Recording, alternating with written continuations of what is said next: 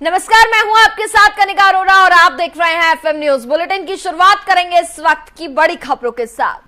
13 जून को ईडी के सामने राहुल गांधी की पेशी होनी है। सत्याग्रह करेंगे कांग्रेस। दिल्ली में सांसद और वरिष्ठ नेता भी मार्च पर निकलेंगे। राहुल गांधी की पेशी के दौरान दिल्ली में कांग्रेस बड़े स्तर पर शक्ति प्रदर्शन की तैयारी भी कर रही है और इसी क्रम में पार्टी के सभी सांसदों और वरिष्ठ नेताओं को 13 जून को दिल्ली में मौजूद रहने के लिए कहा गया है। कांग्रेस 13 जून को ईडी के समक्ष राहुल गांधी की पेशी के दौरान देश भर में ईडी कार्यालय के बाहर सत्याग्रह करेगी। इस दौरान दिल्ली में पार्टी के सांसद और कांग्रेस कार्य समिति के सदस्य जांच एजेंसी के मुख्यालय तक मार्च करेंगे। आज पार्टी के महासचिव और साथ में कई दिग्गज नेता डिजिटल बैठक में ये फैसला लिया गया है कि कांग्रेस के संगठन महासचिव केसी वेणुगोपाल की अगुवाई में ये बैठक हुई थी। इस दौरान कई महत्वपूर्ण फैसले जो हैं वो लिए गए हैं और बेहद महत्वपूर्ण जानकारी आपको ये दे दें कि 13 जून को राहुल गांधी ईडी के सामने पेश होंगे और पार्टी के महासचिव, प्रदेश प्रभारियों और राज्य इकाइयों के अध्यक्ष की डिजिटल बैठक में यह फैसला लिया गया है। कांग्रेस के संगठन महासचिव केसी वेणुगोपाल की अगुवाई में इस बैठक के बाद पार्टी के एक वरिष्ठ नेता भी मौजूद रहे। 13 जून को कांग्रेस कार्य समिति के सदस्य और पार्टी के सांसद दिल्ली में ईडी मुख्यालय तक मार्च करेंगे। देश भर में ईडी कार्यालय के बाहर भी पार्टी के नेता और कार्यकर्ता सत्याग्रह करेंगे। इस दौरान भारतीय युवा कांग्रेस, एनएसयूआई और पार्टी से जुड़े अन्य संगठनों के पदाधिकारियों और साथी कार्यकर्ता भी राहुल गांधी के समर्थन में मौजूद रहेंगे। आपको बता दें कि ईडी ने नेशनल हेराल्ड से जुड़े कथित धनशोधन मामले में सोनिया गांधी को 8 जून को पेश होने का नोटिस दिया था।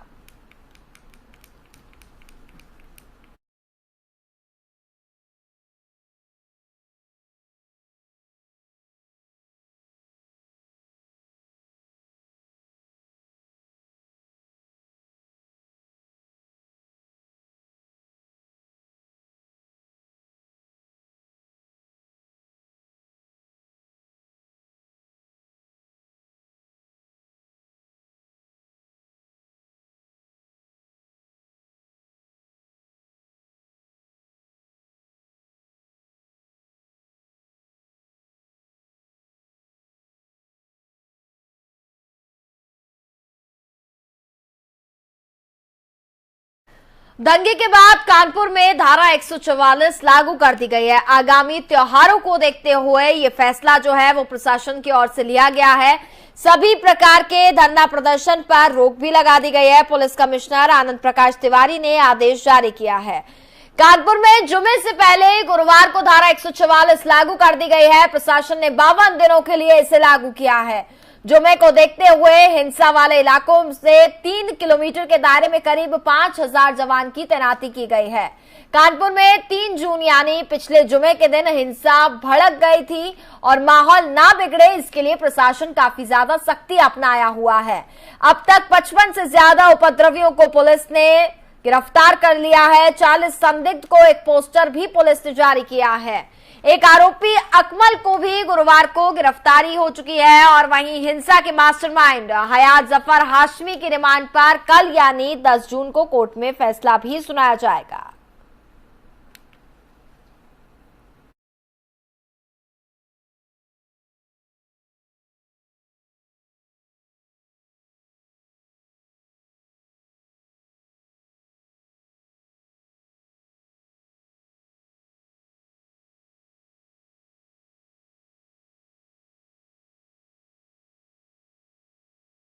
चुनाव आयोग ने देश में 16वें राष्ट्रपति के चुनाव का ऐलान कर दिया है। मुख्य चुनाव आयुक्त राजीव कुमार के मुताबिक 18 जुलाई को राष्ट्रपति चुनाव के लिए मतदान होगा।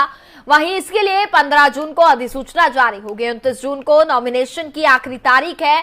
मतदान 18 जुलाई को होगा और मतगणना 21 जुलाई को की जाएगी। राष्ट्रपति रामनाथ कोविंद का कार्यकाल 24 जुलाई को समाप्त हो रहा है और अगले राष्ट्रपति के चुनाव का ऐलान इसी को ध्यान में रखते हुए किया जा रहा है। राष्ट्रपति चुनाव के लिए नामांकन दिल्ली में ही हो पाएगा। दिल्ली के अलावा कहीं और जगह भी नहीं है नॉमिनेशन के लिए और इसके साथ ही चुनाव आयोग के मुताबिक 16वें राष्ट्रपति के लिए चुनाव की प्रक्रिया 24 जुलाई तक पूरी कर ली जाएगी।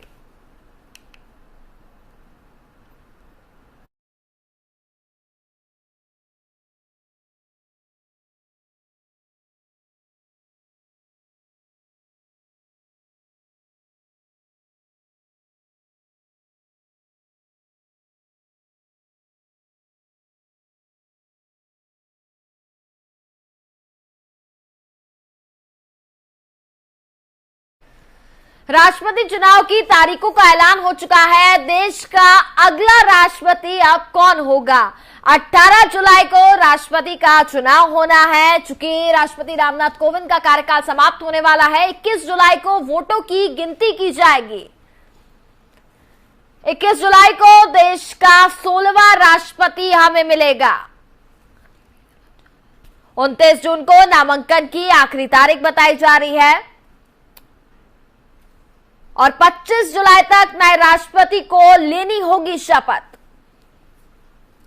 24 जुलाई को राष्ट्रपति रामनाथ कोविंद का कार्यकाल समाप्त हो रहा है। राज्यसभा सांसद, लोकसभा सांसद और विधायक वोट करेंगे। 1, 2, 3 चॉइस बतानी होगी। इलेक्शन कमीशन ने आज तमाम तरीकों का ऐलान कर दिया है। बता दें कि पहली चॉइस ना बताने से वोट रद्द हो जाएगा। 4033 विधायक और 733 सांसद डालेंगे वोट। चुनाव के दौरान कोविड प्रोटोकॉल का भी पूरी तरीके से पालन किया जाएगा। कम से कम 35 साल उम्र होनी चाहिए। आपको बता रहे कि राष्ट्रपति का चुनाव कौन लड़ सकता है। लोकसभा का सदस्य नहीं होना चाहिए। इसके साथ ही लाभ के पद पर उम्मीदवार ना हो। 50 प्रस्तावक और 50 समर्थक विधायक बेहद जरूरी हैं। भारत की नागरिकता भी बेहद जरूरी है राष्ट्रपति का चुनाव लड़ने के लिए। कई बार बताया जा रहा है कि चुनाव लड़ा जा सकता है, कोई आपत्ति नहीं है। जनता तय नहीं करती है कि राष्ट्रपति कौन बनेगा। जनता इस पर वोट नहीं करेगी। राज्यसभा और विधान परिषद में नामित सदस्य नहीं कर सकते हैं वोट। वोटिंग में विधान पार्षद भी शामिल नहीं हो सकते हैं। मुख्यमंत्री एमएलसी हो तब भी नहीं कर सकते वोट। बैलेट से पड़ते हैं वोट। आम चुनावों की तरह गोपनीय तरीके से चुनाव होता है। वोटिंग के लिए ईवीएम नहीं, बैलेट पेपर का इस्तेमाल किया जाएगा। राष्ट्रपति के चुनाव बैलेट पेपर से किए जाएंगे। निर्वाचक किसी को दिखा नहीं सकते हैं अपना वोट। राज्यसभा सांसद, लोकसभा सांसद और विधायक ही वोट कर सकते हैं राष्ट्रपति चुनाव के लिए। एक सदस्य एक ही वोट कर सकता है। वोट डालने की प्रमुखता अलग अलग सांसद विधायकों की प्रमुखता को कहते हैं वेटेज। वोट वेटेज किसे कहा जा सकता है? 2 राज्य के विधायकों के वोटों का वेटेज अलग राज्य की जनसंख्या के आधार पर तय होता है। वेटेज तय करने की प्रक्रिया को आनुपातिक प्रतिनिधित्व व्यवस्था भी कहते हैं। मौजूदा समय में वोट वेटेज 5,46,320 है। 245 सदस्यों वाली राज्यसभा में अभी 230 सांसद हैं। 543 सदस्यों वाली लोकसभा में अभी 540 सांसद हैं। चुने गए सदस्य राष्ट्रपति चुनाव में वोट डालेंगे। सबसे ज्यादा वोट से जीत तय नहीं। कुल वेटेज का आधा से ज्यादा हिस्सा बेहद जरूरी होना चाहिए। चुनाव में पहले से तय होता है जीतने के लिए वोट। इलेक्टोरल कॉलेज के सदस्यों के वोटों का कुल वेटेज 10,98,882 बताया जा रहा है। जीत के लिए प्रत्याशी को हासिल करने होंगे 5,49,442 वोट। सबसे पहले वोट हासिल करने वाला प्रत्याशी ही जीतेगा और वो ही बनेगा राष्ट्रपति।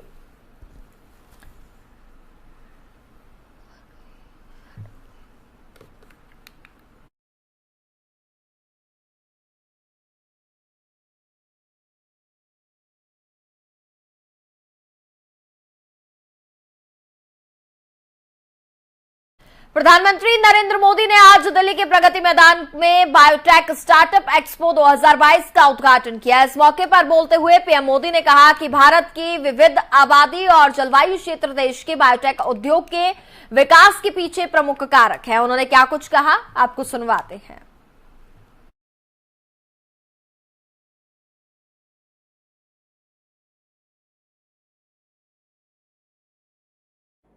बीते 8 वर्षों में हमारे देश में स्टार्टअप्स की संख्या कुछ 100 से बढ़कर 70,000 तक पहुंच गई।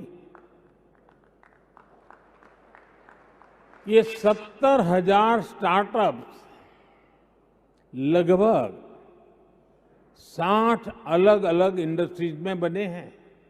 5,000 से अधिक स्टार्टअप्स बायोटेक से जुड़े हैं।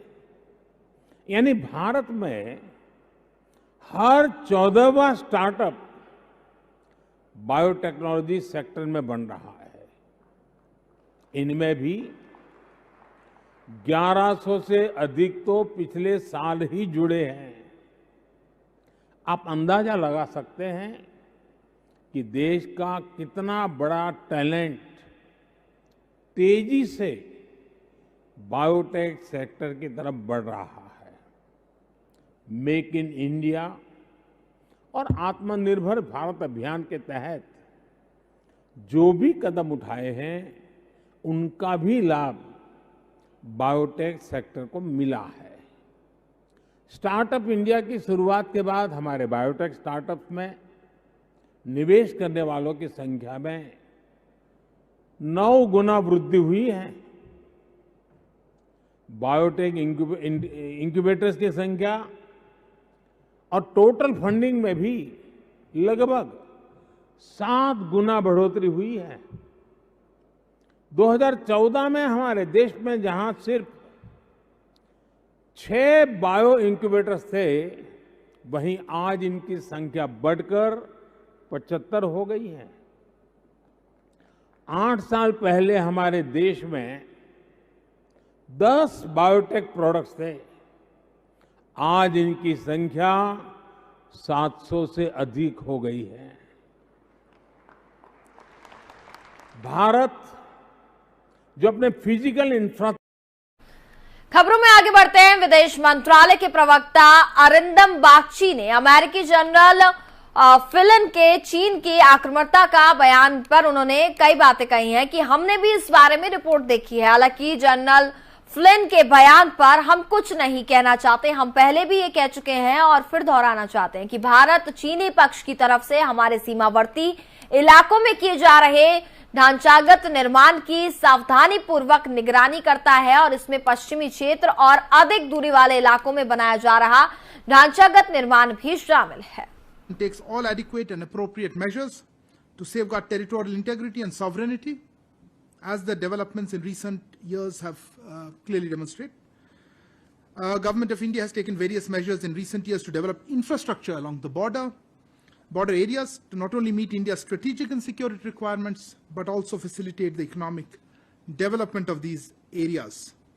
Let me also add here, as far as the current situation is concerned, as you are aware, we have maintained continuous communication with the Chinese side, both through diplomatic and military channels. There have been 15 rounds of senior commanders meetings, 10 rounds of the meetings of the WMCC.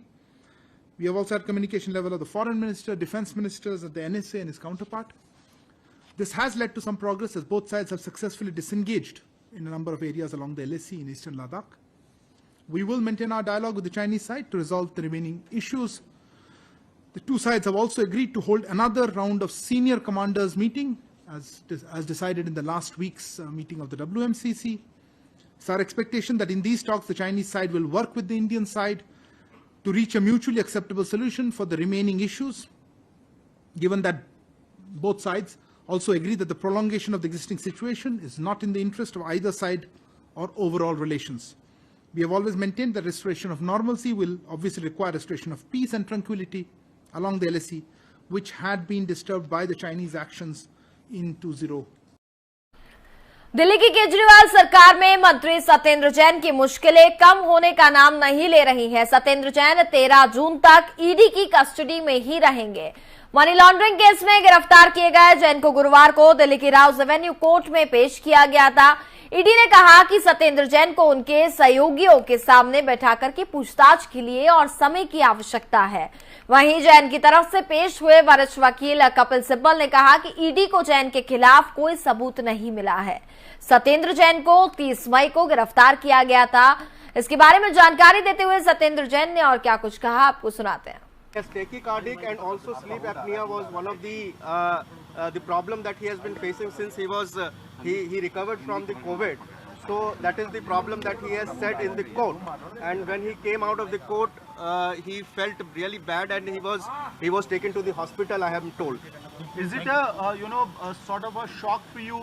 No, it's a process of law, and we are fighting it out, and we are confident sooner or later we are going to get the AIMIM प्रमुख असदुद्दीन ओवैसी के समर्थकों ने आज संसद के पास जमकर हंगामा किया, जिसके बाद 20 से ज्यादा लोगों को शांति भंग करने के आरोप में हिरासत में लिया गया।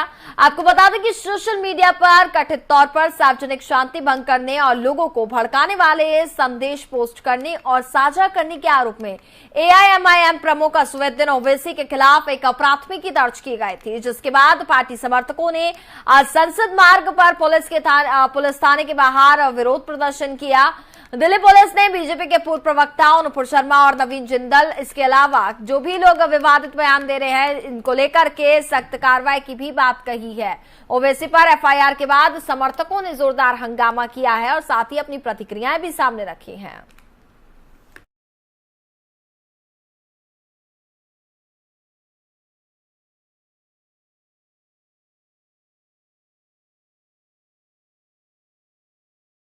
उत्तर प्रदेश के मुख्यमंत्री योगी आदित्यनाथ गोरखपुर के दौरे पर हैं, जहां बता दें योगी आदित्यनाथ 2 दिवसीय दौरे पर आज गोरखपुर पहुंचे। उनके साथ भारतीय जनता पार्टी के प्रदेश अध्यक्ष स्वतंत्र देव सिंह भी मौजूद रहे।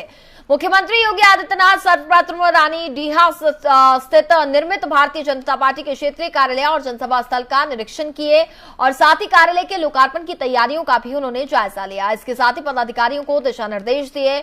शुक्रवार को बीजेपी के राष्ट्रीय अध्यक्ष जेपी नड्डा बीजेपी के क्षेत्रीय कार्यालय का लोकार्पण और जनसभा को संबोधित करेंगे, जिसमें मुख्यमंत्री योगी आदित्यनाथ, प्रदेश अध्यक्ष स्वतंत्र देव सिंह सहित कई बीजेपी के वरिष्ठ पदाधिकारी भी उपस्थित रहेंगे।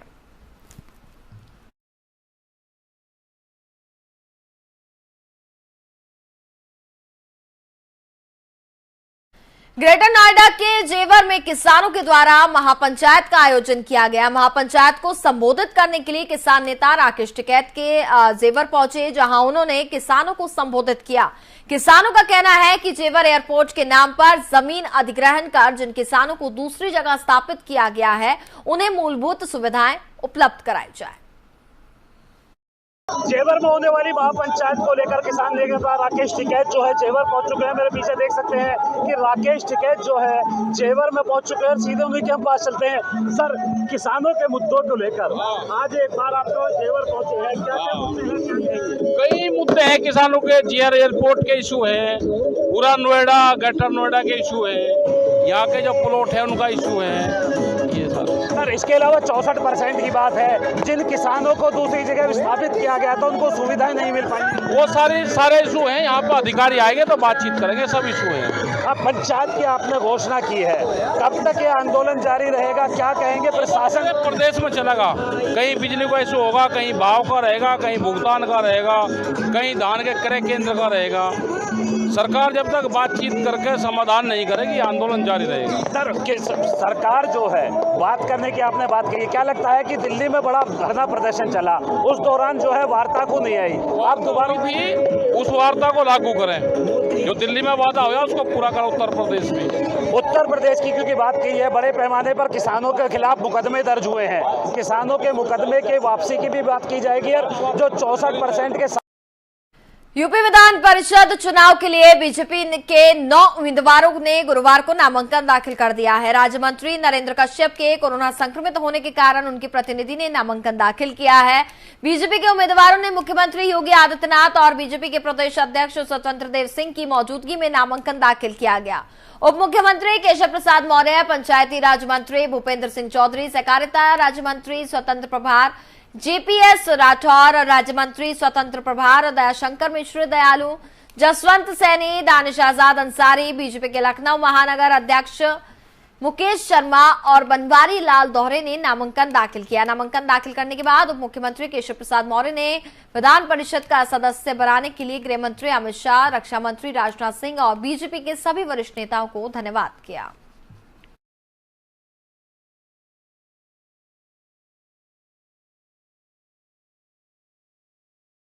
गंगा दशहरा पर्व पर हरिद्वार में हर की पेड़ी पर श्रद्धालुओं का सैलाब उमड़ा। इस दौरान श्रद्धालुओं ने गंगा में आस्था की डुबकी लगाई और पुण्य अर्जित किया। इसके साथ ही श्रद्धालुओं ने हर हर गंगे, जय मां गंगे के जयकारे भी लगाए। हरिद्वार में लाखों श्रद्धालुओं की भीड़ भी उमड़ने की संभावनाएं को देखते हुए पुलिस प्रशासन ने तैयारियां भी चाक चौबंद रखी थी।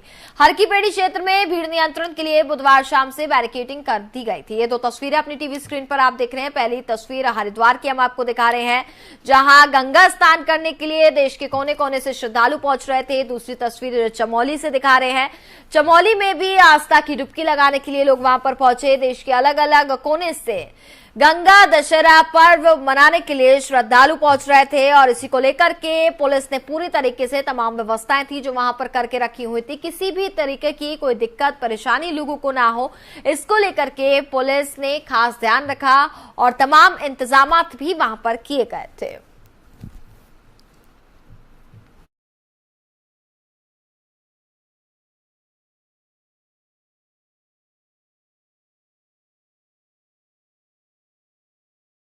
अपने ठंडे मौसम के कारण पर्यटकों को लुभाने वाला उत्तराखंड आजकल भीषण गर्मी से त्रस्त है। पूरा उत्तराखंड आजकल लू और गर्मी से झुलस रहा है।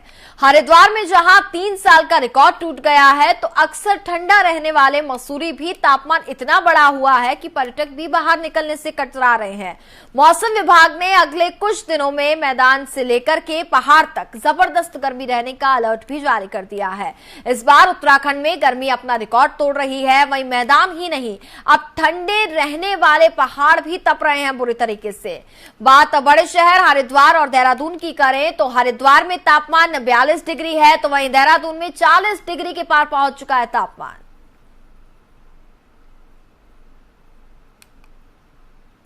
हाँ देखिए, इस सीजन की अगर बात कर लें, जो पहले अभी गए आपके 2-3 महीने पहले, जिसमें कि मार्च से लेके और जो आपका मई तक का है, जिसको प्री मानसून सीजन या समर सीजन हम लोग बोलते हैं, तो उसमें भी आपने देखा कि 2 महीने शुरू के थे, मार्च और अप्रैल पूरे ड्राई रहे, फिर मई में अच्छी बारिश मिलनी शुरू हो गई, टेम्परेचर भी नॉर्मल है या नॉर्मल से कम आ गए, तो अच्छा रहा उसमें जो है। लेकिन अब फिर से आप देख रहे हैं कि जून आते ही जैसे जो शुरुआत हुई, तो पूरा ड्राई जो है जून से शुरू से ही ये चल रहा है और तापमान जो जून में जो नॉर्मल भी है वो भी हायर।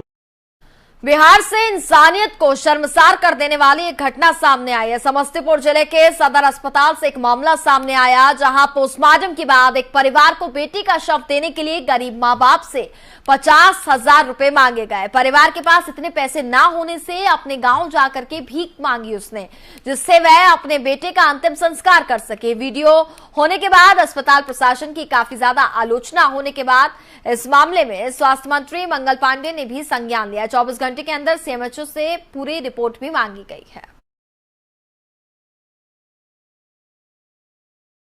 और इसी के साथ फिलहाल इस बुलेटिन में बस इतना ही। देखते रहिए एफएम न्यूज। नमस्कार।